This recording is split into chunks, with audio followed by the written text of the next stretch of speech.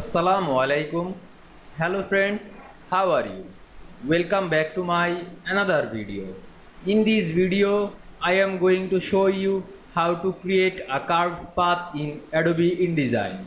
Let's get started. At first, you have to open your Adobe InDesign software. Then create your document or open your document. Now you can see here are my document. Now I create a curved path. At first I have to select this pen tool or press on your keyboard P button.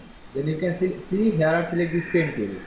Now draw your curve through using this pen tool.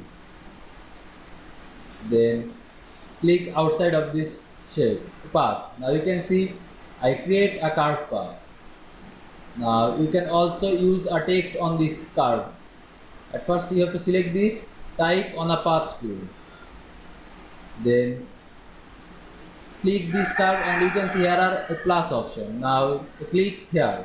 Now write your text.